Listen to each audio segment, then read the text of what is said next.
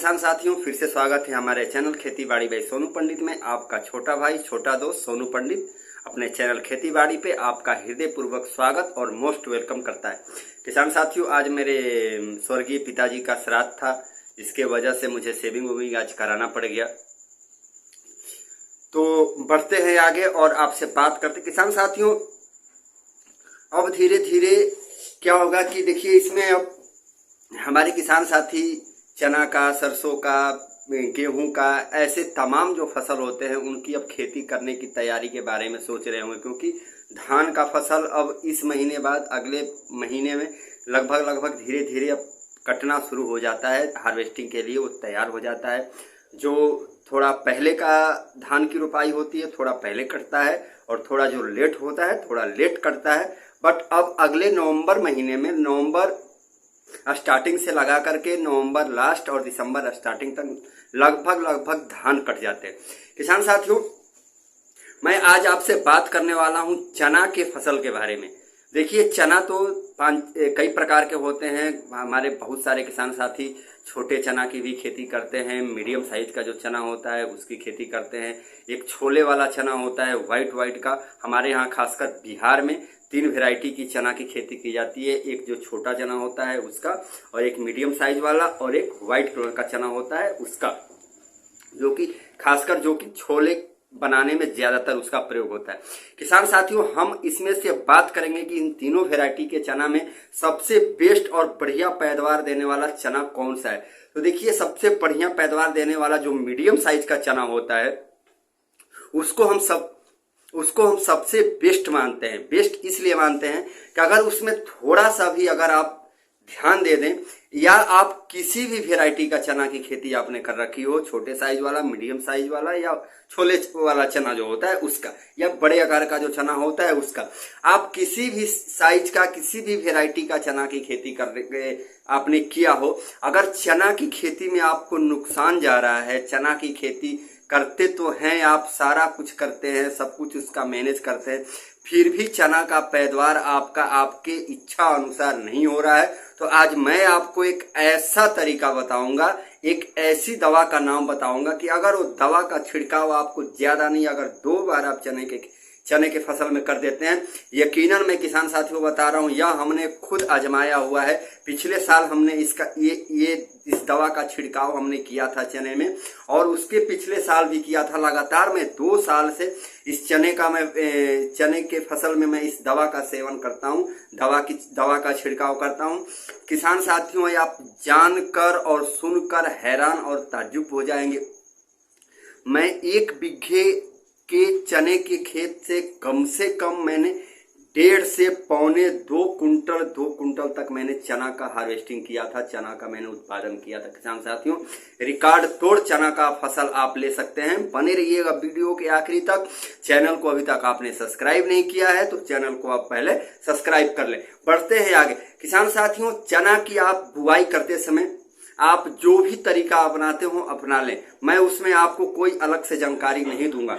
चना की आप जिस सिस्टम से बुआई करते हो, जिस विधि से बुआई करते हो, आप कर लें।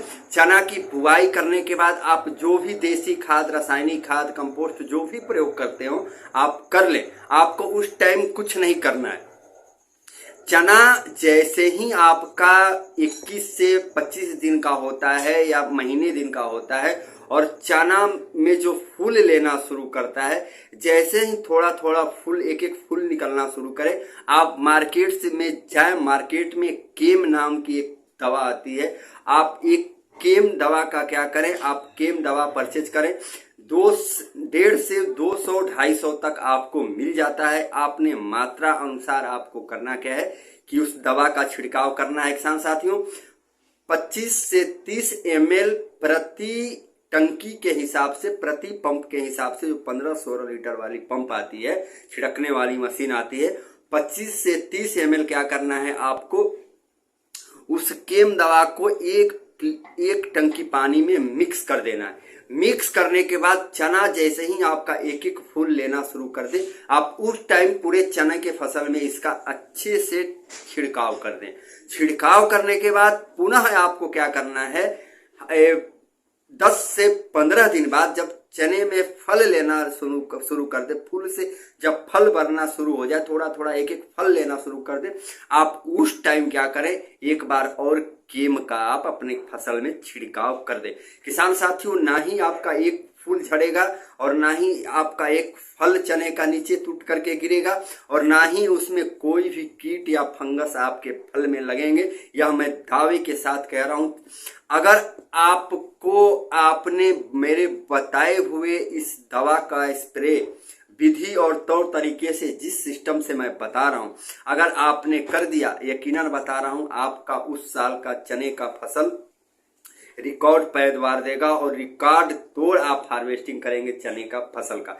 जी हाँ किसान साथियों, यह हमारे बिहार में लगभग 80 से 90% किसान क्या करते हैं, इनको यह जानकारी नहीं है कि चने का अगर फसल की हम खेती करते हैं, मेरे फूल में ही कीट आ जा रहे हैं, कीड़े लग जा रहे हैं, उनका फूल झड़ जा रहा है, उनके फल झड़ जा रहे हैं, चना का पैदावार बढ़िया नहीं जा रहा है। तो आपको मैं बता देता हूं, यह ब्रांड कंपनी की दवा है जिसका केम नाम है।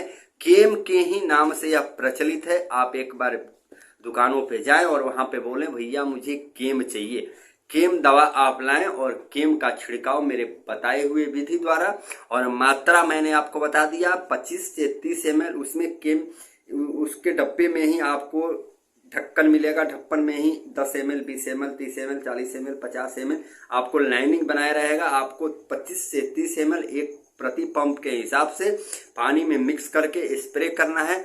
आप देखिएगा, आपको चमत्कार चने के फसल में कितना जबरदस्त मिलता है। किसान साथियों, ये तो रहा आपको चना का पैदावार बढ़ाने का तौर तरीका और उनके दवा का नाम। वीडियो अच्छा लगा हो तो वीडियो को लाइक, कमेंट और शेयर जरूर करें। अपने छोटे भाई सोनू पंडित का आप सपोर्ट जितना से जितना करेंगे मेरे लिए उतना ही बढ़िया रहेगा।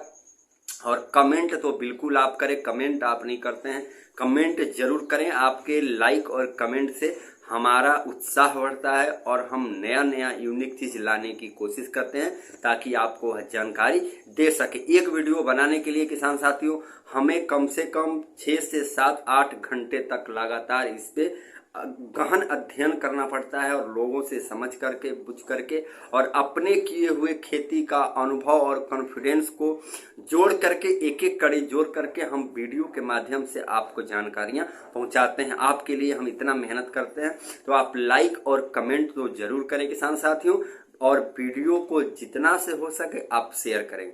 फिर मिलेंगे कल किसी अगले यूनिक वीडियो के साथ। तब तक के लिए आप मुझे इजाजत दें। खुश रहें, मस्त रहें, एंजॉय में रहें। जय हिंद, जय भारत, हर हर महादेव।